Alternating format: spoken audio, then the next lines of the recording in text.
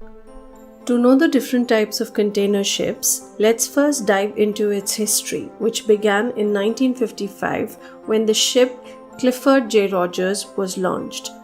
Its inaugural operation involved the ferrying of around 600 cargo containers from British Columbia to Skagway.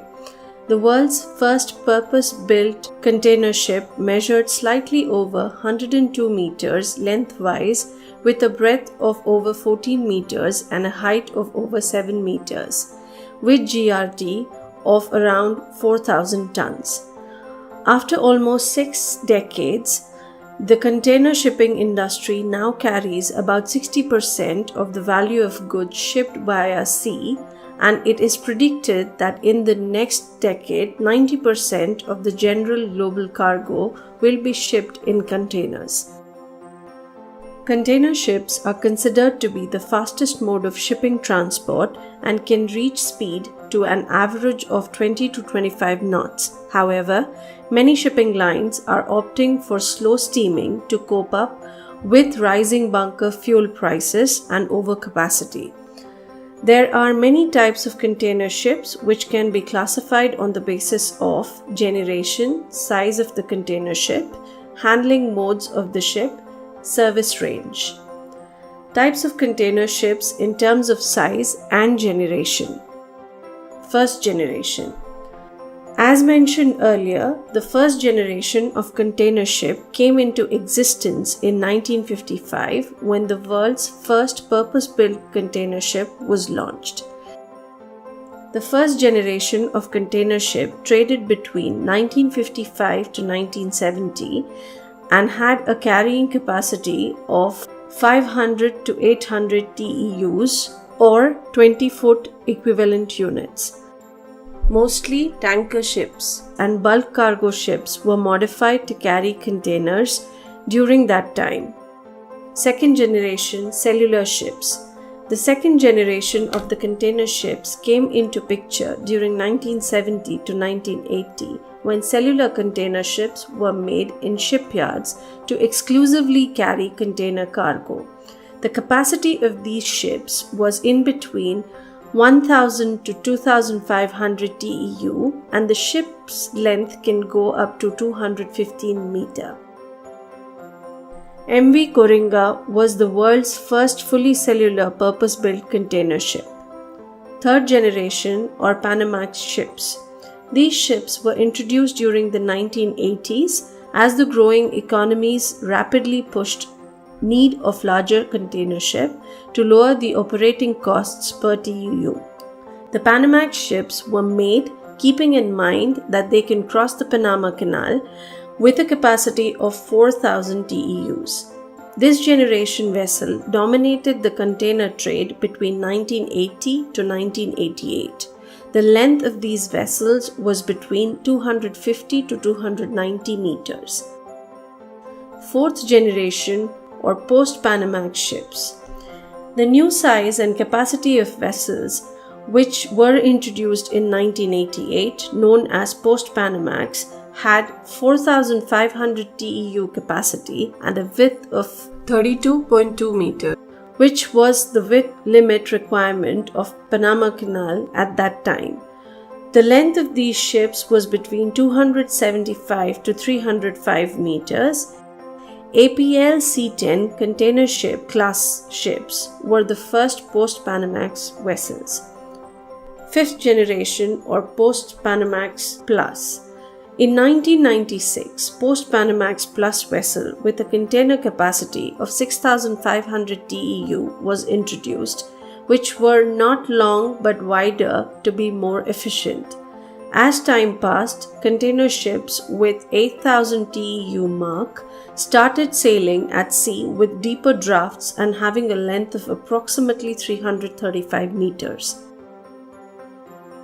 Sixth generation Suezmax ships or very large container ships.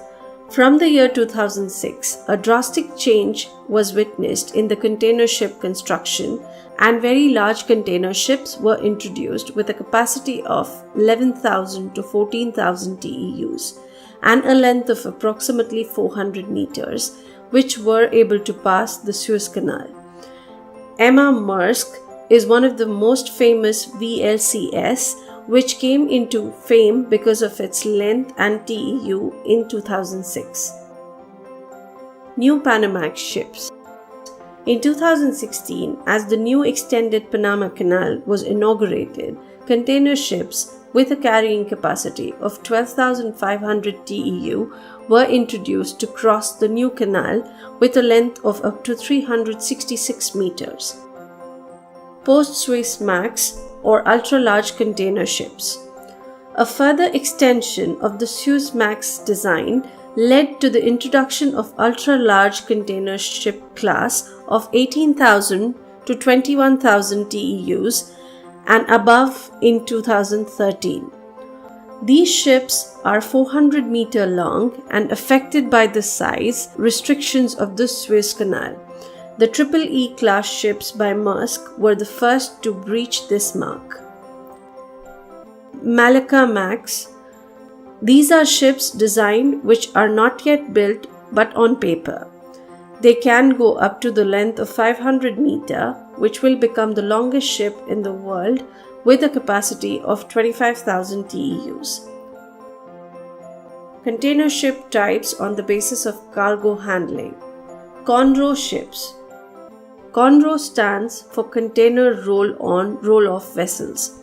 These ships can carry a combination of containers and vehicle cargo.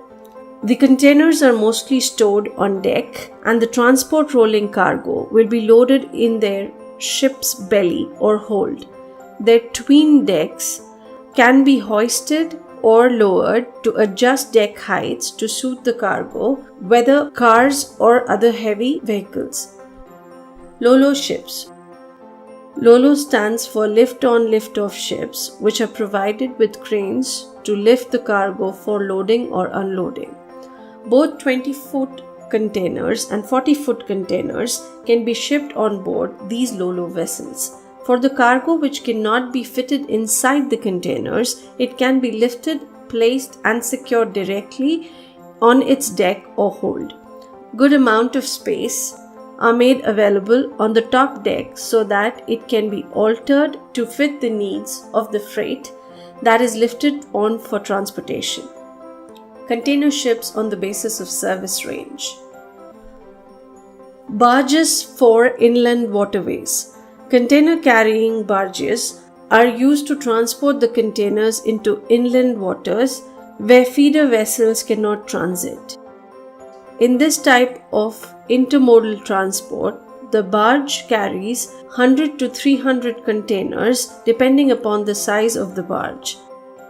The barge can be self-propelled or can be pushed using tugs attached to it. Feeder vessels. These are small capacity ships having a capacity of around 1,000 TEUs. As the name suggests, these ships are suitable for feeder services. It will feed cargo to mother vessels from smaller ports to larger ports, or from larger ports to smaller ports, where a bigger vessel cannot dock or sail. Mother vessel. The mother vessel is big in size as compared to feeder vessel and is usually bounded for international trades to serve between major big ports. Mother vessels have the capacity to carry thousands of containers, and it can vary from 2,000 to 21,000 TEUs. Mother vessel calls only main ports and covers large distance compared to feeder vessel. Container ships in the range of 5,000 to 8,000 TEU are considered to be the most flexible in terms of the ports they can access and the market they can service, since using larger ships require fewer port calls.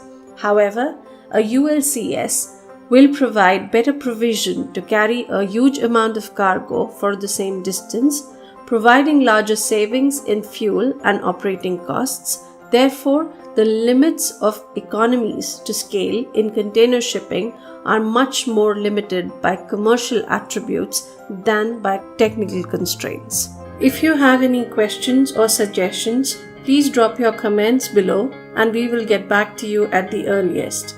If you like this video, please subscribe to Marine Insight channel and press the bell icon to get notified when we post such amazing videos. Please like, comment and share this video, and do not forget to subscribe.